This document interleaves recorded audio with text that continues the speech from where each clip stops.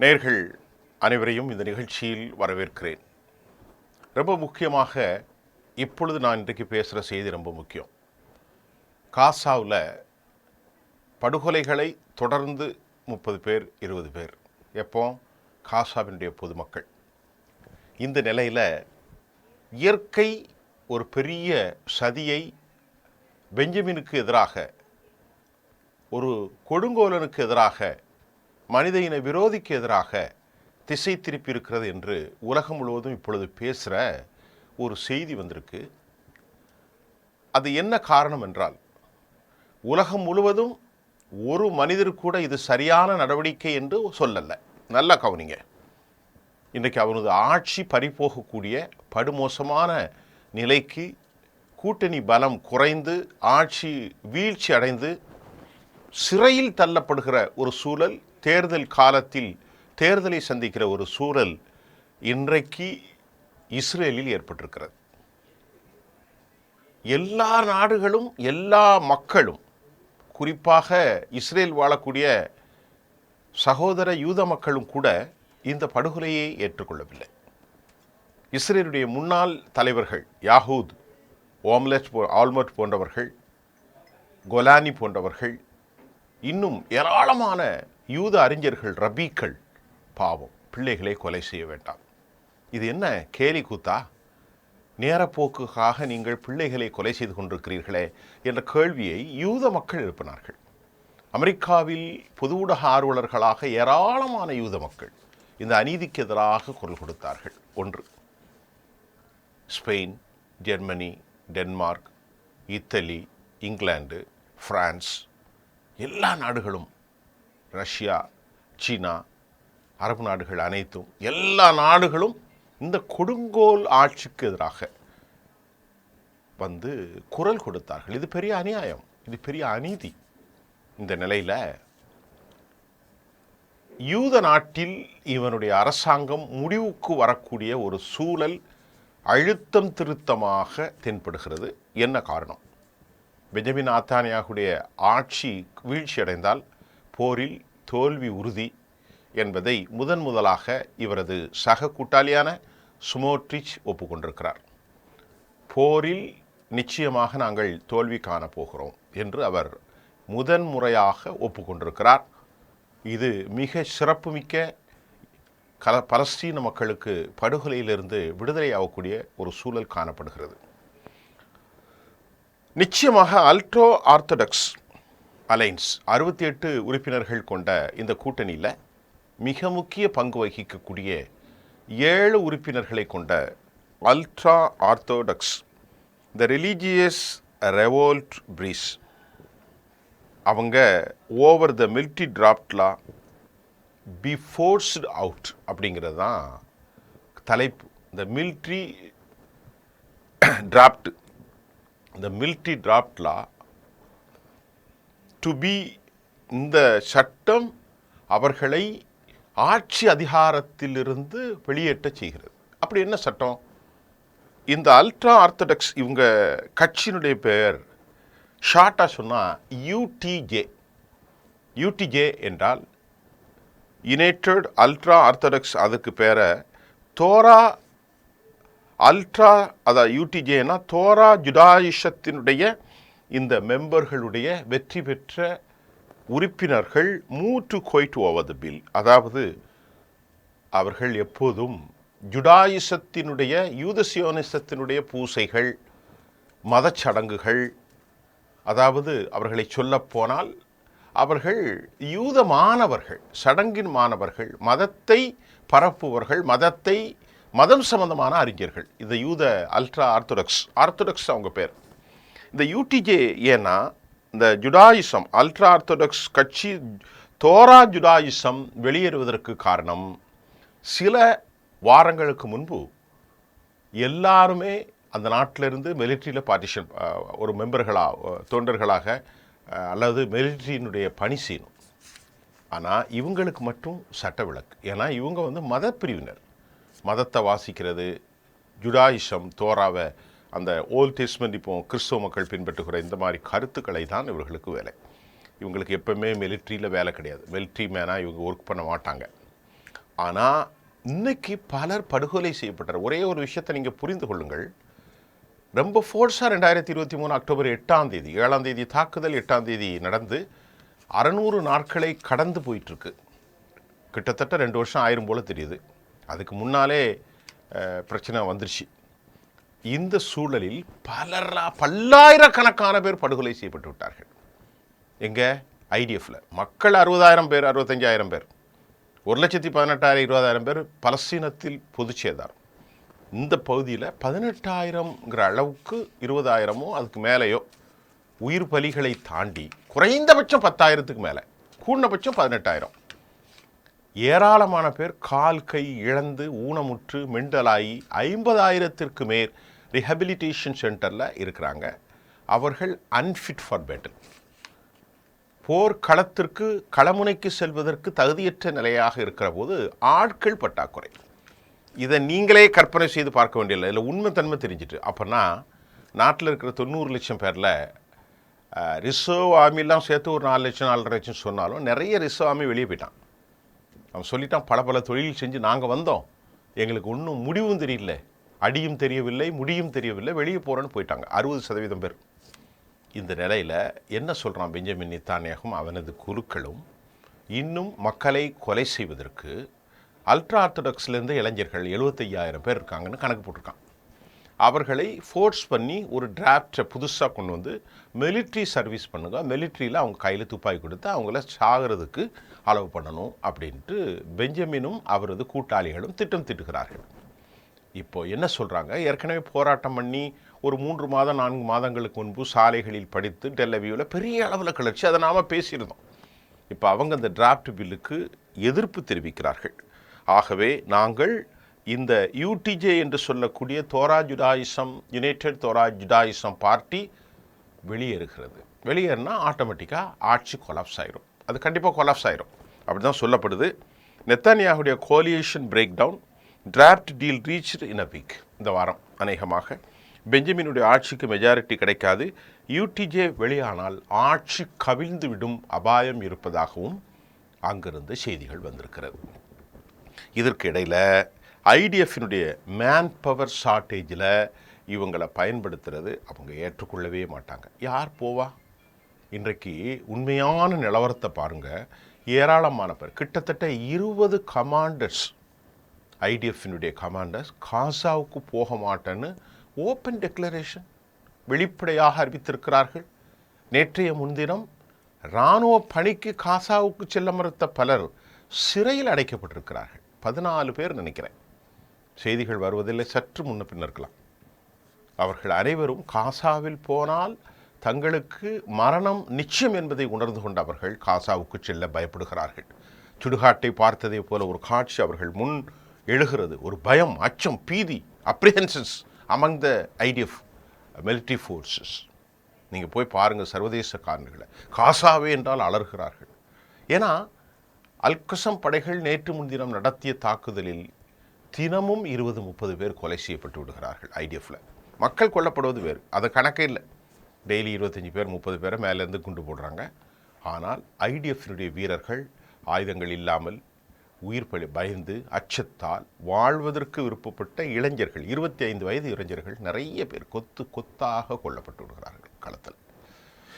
எவ்வளோ பெரிய அநியாயம்! ஏன் அந்த சகோதரர்கள் உயிர் இழக்கணும்? யூதர்கள் ஏன் உயிர் இழக்கணும்? தேவையில்லையே.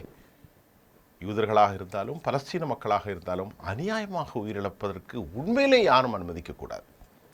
எந்த ஒரு அநியாயமாக போர் நடக்கவே கூடாது. அமைதி மண்டலமாக தான் உலகமே இருக்கணும்.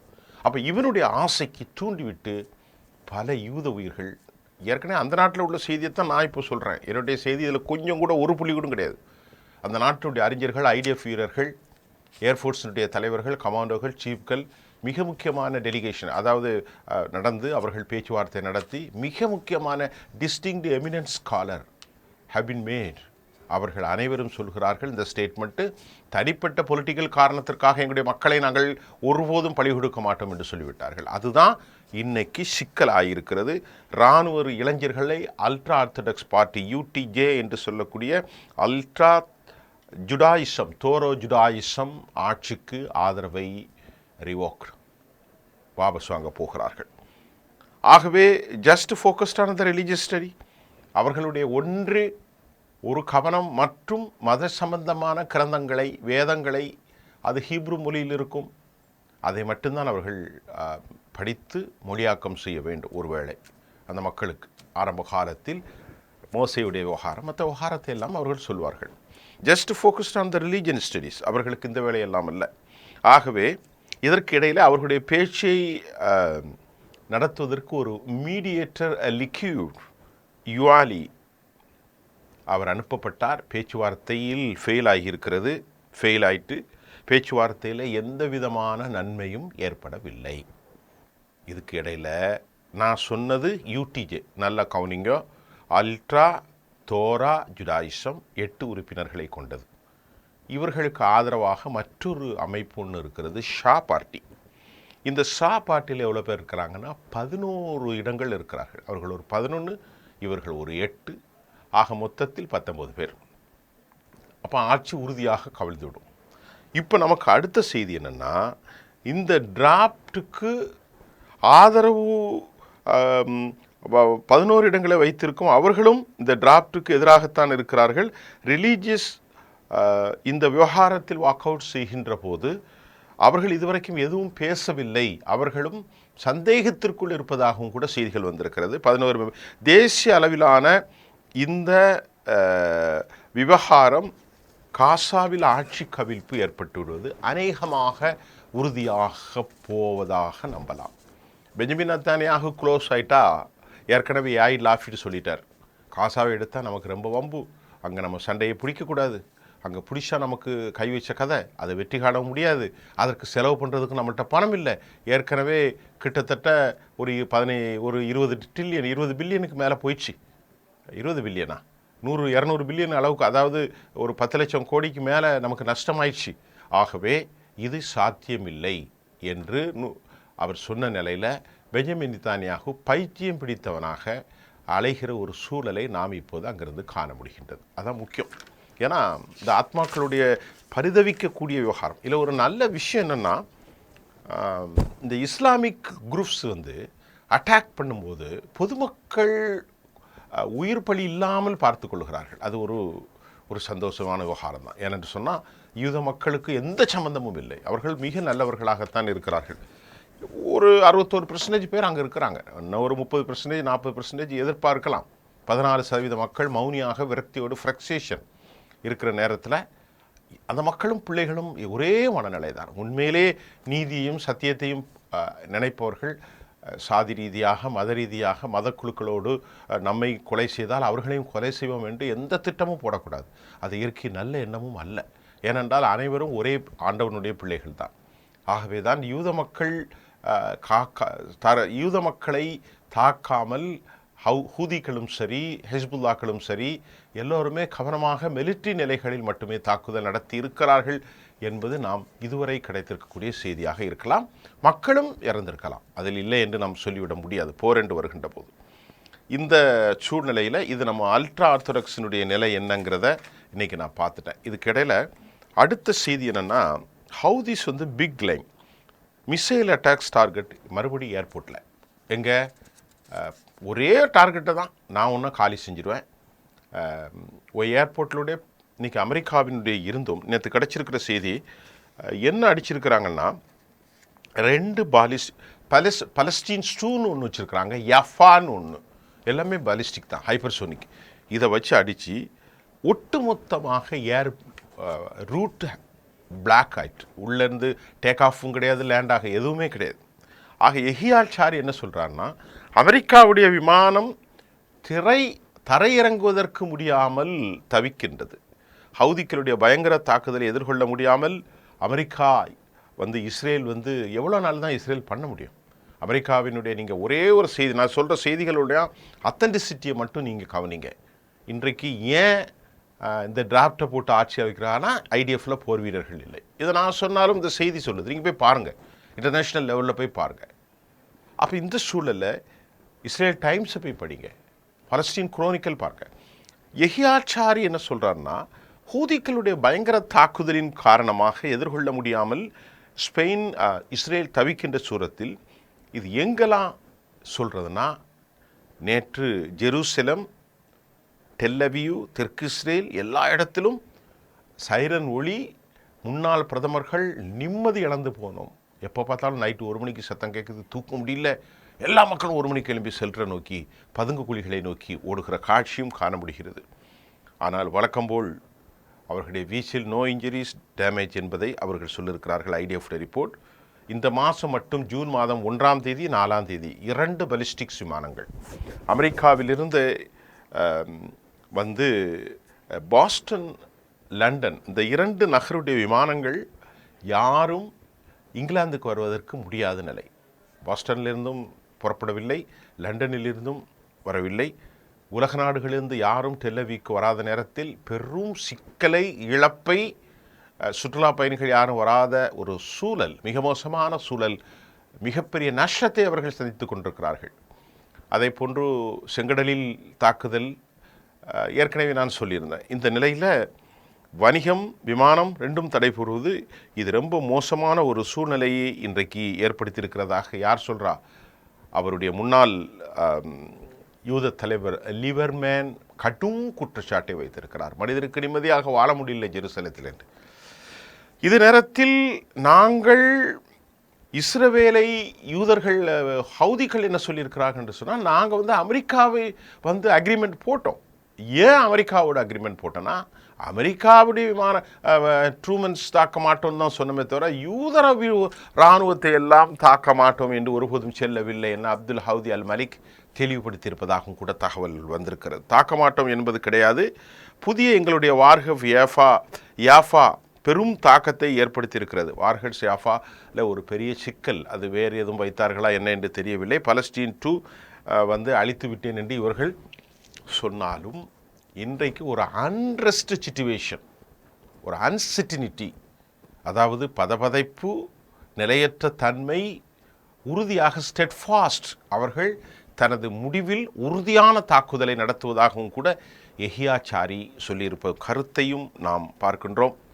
இப்பொழுது மிக பதபதைப்பான ஒரு சூழ்நிலையில் தான் இருக்கிறது. இந்த எக்ஸ்பேண்டிங் வாரெல்லாம் அவர்கள் கைவிட்டு விட்டார்கள், அதெல்லாம் தேவையில்லை. இதற்கிடையில் சிரியாவிலிருந்து முதலாக தாக்குதல், பயங்கர தாக்குதல். சிரிய வரலாற்றில் தற்போது 2023 அக்டோபர் 8ஆம் தேதி நடந்த போரில் ஹிஸ்புல்லாவுடைய தாக்குதல், ஹமாஸுடைய தாக்குதல், ஹூதிகளுடைய தாக்குதல், இஸ்லாமிக் ரெசிஸ்டன்ஸுடைய தாக்குதல், எல்லா தாக்குதலும் நடந்துச்சு. ஆனால் சிரியாவிலிருந்து ஒரு குண்டூசி கூட இஸ்ரேலை நோக்கி வீசப்படவில்லை. ஆனால் நேற்றைக்கு முன்தினம் 2 தினங்களுக்கு முன்பு சிரியாவினுடைய ஹமாஸ் ப்ரோ ஆக்டிவிஸ்டின் நான் உங்களுக்கு சொன்னல, நேற்று செய்தி நீங்கள் பார்த்துருப்பீங்க. அந்த செய்தியில் அந்த படைகளுக்கு பெயர் முஹம்மது தைஃப் தியாகப்படை என்று ஒரு தேய்ப்பு வச்சுக்கிறாங்க. ஐடிஎஃப்க்கு எதிராக போராடிய மிகப்பெரிய விருந்தாளி, பலஸ்தீனத்தின் விருந்தாளி என்று பெயர் அழைக்கப்பட்ட பெரிய ஒரு பிரிகேடியர்ங்கிற அளவிற்கு இராணுவ தலைவராக இருந்தார் ஹமாஸினுடைய உருவாக்கத்தில்.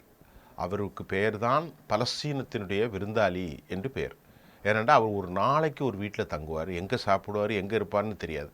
அப்படிப்பட்ட சூழ்நிலையில் அவரை மொசாத் கண்டுபிடித்து கொலை செய்தார்கள். எஹியாச்சாரியை கொலை செய்தார்கள், இஸ்மாயில் ஹனியை கொலை செய்தார்கள். மிக முக்கியமானவர்கள் முகமது சாரியை, எஹியாசாரியினுடைய எஹியாசாரி அல்ல, எஹியா சின்வர், முகமது சின்வரையும் கொலை செய்து விட்டார்கள்.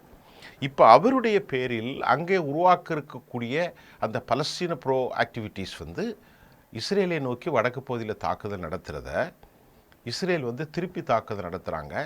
இதுக்கு அல் சாரா, அகமது அல் சார், புதிய ஹெச்டிஎஸ்னுடைய தலைவர் சொல்கிறார், ஏன் நட்டு அடிக்கிற, நான் உன்னோட தானே நெருக்கமாக இருக்கேன் அப்படிங்கிறான். இப்போ இதுதான் பெரிய கேவலம், இழிவு. ஏனண்டா சிரியாவிலிருந்து வருகிறது, நாங்கள் இது போன்ற பயங்கரவாத தாக்குதலை ஒருபோதும் எங்கள் மண்ணிலிருந்து இஸ்ரேலுக்கு எதிராக அனுமதிக்க மாட்டோம். யார் சொல்கிறா? அல் சார்.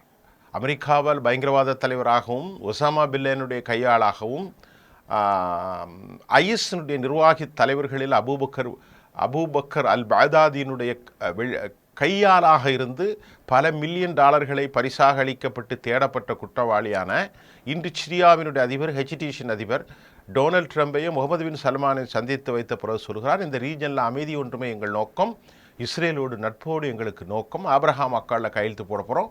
அந்த நிலையில் நாட்டை நோக்கி I am not take response, எனக்கு இது நான் எடுக்க முடியாது என்று சொல்லும்போது இஸ்ரேல் சொல்கிறான், இல்லை நாட்டில் இருந்து தான் என் நாட்டுக்கு அடித்தான், அப்போ நாங்கள் திருப்பி அடிப்போம் அப்படின்னு சொல்லும்போது அல்சாராவுடைய அரசு என்ன சொல்லுதுன்னா ஏராளமான உயிர் பலியாக இருக்கிறது, திருப்பி தாக்கியிருக்கான்.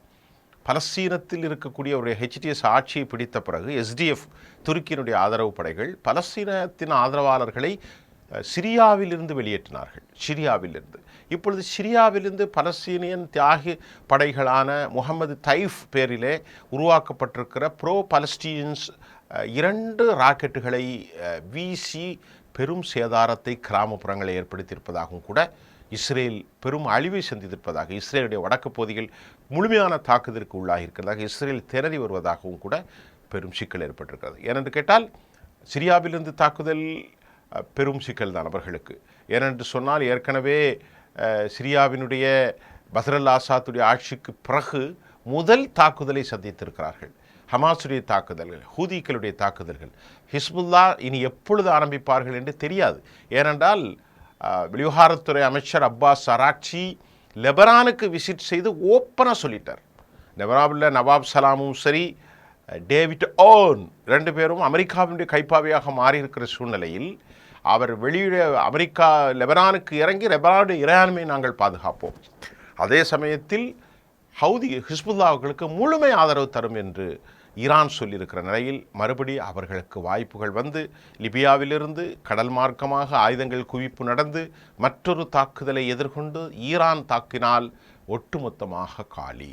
அதற்கு முன்பே பெஞ்சமின் நித்தானியாக போய்விடுவதற்கு அதிக வாய்ப்பு இருக்கிறது. இன்றைக்கி நான் சொன்னோம் இல்லையா, அல்ட்ரா ஆர்த்தடாக்ஸ் தோரா ஜுடாயிசம் அவர்கள் வாபஸ் வாங்கினால், அதற்கு பிறகு அவர்களோட ஆதரவோடு இருக்கக்கூடிய 11 பேர்களை கொண்டிருக்கக்கூடிய ஷா பார்ட்டி ஆதரவு வாபஸ் வாங்கினால் ஒட்டுமொத்தமாக களம் காலி என்கின்ற நிலை இருக்கிறது. கடைசியாக ஒரு செய்தி, நேற்றைக்கு ஒரு பெரும் கூட்டத்தில் பல நிமிடங்கள் கைத்தட்டலுக்கு மத்தியில் ஐஆர்ஜிசியில் சுப்ரீம் தலைவர் ஷியாப்ரினுடைய தலைவர் சையத் அலி காமினுடைய உரை மட்டும் நான் உங்களுக்கு சொல்கிறேன். அவர் என்ன சொல்லியிருக்கிறார்கள், தங்களுக்கு பணி கொடுத்து நிச்சயமாக சையத் அலி காமினியுடைய பேச்சை அதனுடைய தமிழாக்கத்தை உங்களுக்கு தந்துதான் ஆக வேண்டும். அவர் ஆங்கிலத்தில் பேசினார், மிகச் சிறப்பான ஆங்கிலத்தில், எல்லோரும் புரியக்கூடிய அளவிற்கு மிக வேகமாகவும் அழகான மொழியிலும் சையத் அலி காமினுடைய பேச்சு இருந்தது. எப்போதும் அவர் ஈரானிய மொழியில் தான் பேசுவார்.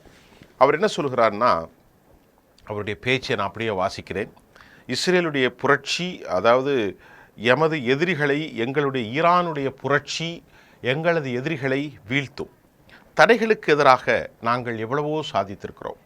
எங்கள் நாட்டினுடைய தியாக உணர்வுகள், நாங்கள் பட்ட கஷ்டம், 48 ஆண்டுகளுக்கு முன்பு எமது நாட்டை ஒரு இஸ்லாமிய தலைமை நாடாக மாற்றினோம். அதன் மூலமாக எங்களுடைய புரட்சி ஏற்பட்டது. ஐஆர்ஜிசியை உருவாக்கினோம். அதற்கு இடையில் 48 ஆண்டுகளில் நாங்கள் அடைந்த வளர்ச்சியை உலகம் இன்றைக்கு பார்த்து வியந்து நிற்கிறது என்கிறார் கொமெனி அவர்கள். அதே நேரத்தில் அவர் எங்களுடைய இந்த 48 ஆண்டுகளில் நாங்கள் விண்வெளிக்கு சேட்டிலைட் அனுப்பியிருக்கிறோம். ஏராளமான ஆயுதங்களை நாங்கள் புதிய யுக்தியோடு கண்டுபிடித்திருக்கிறோம். உலகத்தில் பெரிய ட்ரோன் கூடாரமாக ஹப்பாக மாறி இருக்கிறது. இன்னும் பாலிஸ்டிக்ஸ், ஹைப்பர்சோனிக் ட்ரோன்கள், மிசைல்ஸ் பல வடிவங்களில், அதைத்தான் திரு கொமெனி சுட்டி காட்டியிருக்கிறார். அடுத்து அணுசக்தியில் பல மாறுதல்களை நாங்கள் செய்திருக்கிறோம். என்ரிச்மெண்ட் செய்து அணு உருவாக்கத்தை எல்லாம் அதைத்தான் அவர் சொல்லியிருக்கிறார். அணுகுண்டுகளை நாங்கள் வைத்திருக்கிறோம் என்பதையும் அவர் சொல்லியிருக்கிறார். யுரேனியம் செறிவூட்டுவது எங்களுக்கு முக்கியம், அப்படித்தான் நாங்கள் எங்களது இலக்குகளை அடைய முடியும். அமெரிக்கா போட்ட பிச்சை அல்ல. அமெரிக்கா எங்களை கேட்பதற்கு யார்? நாங்கள் ஒரு சாவரின் நேஷன், இறையாண்மை கொண்ட தேசம். அமெரிக்காவின் சொல்படி கேட்பதற்கு நாங்கள் யார்? நீ எங்களை அழுத்தம் கொடுப்பதற்கு நீ யார் என்ற கேள்வியும் கொமெனி அவர்கள் வைத்திருக்கிறார். நாங்கள் செய்த தியாகங்கள், எங்கள் விஞ்ஞானிகள் பலர் படுகொலை செய்யப்பட்டார்கள். இப்படியெல்லாம் செய்துவிட்டு அமெரிக்காவுக்கு எங்களுடைய கண்டுபிடிப்புகளையும் தியாகத்தையும் வழங்கிவிட்டு நாங்கள் என்ன செல்வதற்கு நாங்கள் என்ன பைத்தியக்காரர்களா என்ற கேள்வியும் கூட சையத் அலி கொமெனி அமெரிக்காவுக்கு கடும் கண்டனத்தை கடுமையான ஃபோர்ஸாக வைத்திருக்கிறார். நாங்கள் என்ன பைத்தியக்காரர்களா? எங்களை நிர்பந்திக்க நீ யார் அப்படிங்கிற கேள்வியும் அவர் ஆங்கில பேச்சினுடைய வைத்திருக்கிறார். அணுசக்தி, அமெரிக்காவினுடைய உலகத்தை அழிக்கக்கூடிய அணுசக்தியை வைத்திருப்பது நீந்தான். பயங்கர குண்டுகளை வைத்து மனித இனத்திற்கு எதிராக இருக்கக்கூடிய நீ எங்களை எதுவும் செய்ய முடியாது. காசாவின் படுகொலையில் நான் சொல்கிறேன் மக்களே, காசாவினுடைய படுகொலை நாளை மறுமையில் பெரும் கேள்விக்கு ஒன்றாக ஆகும். காசாவினுடைய படுகொலையில் அவர்களுக்கு கேள்விக்கு நிற்காமல் மறுமையில் நீங்கள் தப்பிவிட முடியாது. அவருடைய பேச்சினுடைய சூடார். அதே சமயம் சியோனிசத்தோடு உறவுகளை ஏற்படுத்துவது வெட்கக்கேடானது. அரபுகளை பார்த்து சொல்கிறார், வெட்கக்கேடானது, கேவலமானது, இழிவானது. தங்களுக்கு கொடுத்த பணி கொடுத்து மறுமையில் இறைவன் கண்டிப்பாக கேள்வி கேட்பான். அப்பொழுது அதன் பனிஷ்மெண்ட் மிக மோசமாகவும் கொடூரமாகவும் இருக்கும் என நான் உறுதியாக சொல்கிறேன் என்று சொல்கின்ற போது ஒரு மௌன நிலை அங்கு ஏற்பட்டது. தியாகிகளை அவர் நினைவு கூர்ந்தார், கடவுளின் அருளை நினைவு கூர்ந்தார். ஈரானின் எதிரிகளை நாங்கள் துவம்சம் செய்ய காத்திருக்கிறோம். இந்த மண்டலத்திலிருந்து அமெரிக்காவை முழுமையாக வெளியேற்றியாக வேண்டும். இது காலத்தின் கட்டாயம். ஐஆர்ஜிசி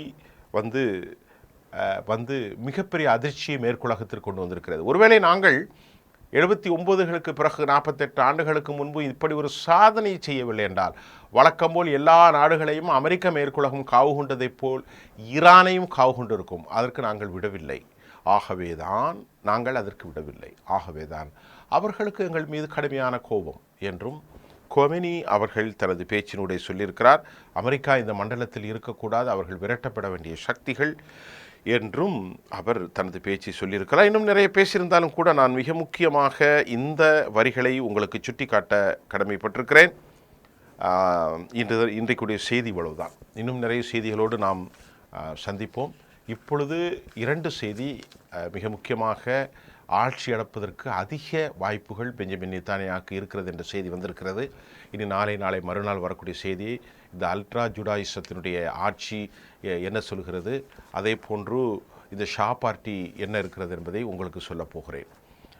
தாக்குதல்கள் வலிமைப்படுத்தப்படுகிறது. ஹமாஸ் ரொம்ப வலிமையாக இருக்கிறாங்க. கையெறி குண்டுகளின் மூலமாகவே 20 பேரை கொலை செய்திருக்கிறார்கள். நேற்று முன்தினம் 6 மணியிலிருந்து நேற்று மாலை வரைக்குமே நீங்கள் பார்த்தீங்கன்னா ஒரு 30 பேர் 20 பேருக்கு மேல் கொண்டிருக்கிறார்கள். 2 ட்ரக் வாகனம், ஒரு மெகோவா வெர்ஷன், இதெல்லாம் அவர்கள் காலி செய்து கொண்டிருக்கிறார்கள். பயந்து ஓடுபவர்களை இவர்கள் என்ன செய்கிறார்கள்னா, அந்த வீடுகளை இந்த இடத்துக்கு தான் போவாங்கன்னு தெரிஞ்ச உடனே ஏற்கனவே அங்கே ஆப்ரேஷன் வச்சுருக்காங்க, ரிமோட், அதை பட்டன் பண்ணி உள்ளே போனவங்களையும் காலி செஞ்சிடறாங்க. பாவப்பட்ட சியோனிச இளைஞர்கள் நிறைய பேர் இறந்து போகிறாங்க. அப்பாவி பொதுமக்கள் காசாவில் இறந்து போகிறாங்க. ஒரே காரணம், பெஞ்சமின் நேதன்யாஹு என்கின்ற ஒருவனுடைய ஆசை, அபிலாசை. இதுதான் மிக முக்கியமான காரணம். முக்கியமாக ஒரு விவகாரத்தை கொமெனி சொன்னதை நான் சொல்ல மறந்து விட்டேன். இந்த காசாவின் படுகொலைக்கு அமெரிக்காவும் மூல காரணம் என்றவர் வெளிப்படையாக குற்றம் சாட்டியிருக்கிறார். அதையும் நாம் சேர்த்திருக்கோம். எல்லா விஷயம் சொல்லிட்டேன். சவுதி அரேபியா போன்ற நாடுகளை, துருக்கி நாடுகளை, சிரியாவை கடும் கண்டனத்துக்கு சொல்லியிருக்கிறார். அமெரிக்கா விரட்டப்பட சக்தி என்று சொல்கிறார். இப்போ அமெரிக்கா மௌனித்த நிலையிலே இருக்கிறது. என்ன செய்ய போகிறார்கள், மீண்டும் ஒரு சமாதானம் தொடருமா என்பது எனக்கு தெரியாது. இதுதான் நாம் இன்றைக்கு சொல்லக்கூடிய செய்தி. மீண்டும் நாளை பல புதிய செய்திகளோடு, தரச்சான்றிதழோடு உங்களுக்கு தர காத்திருக்கிறேன். நன்றி.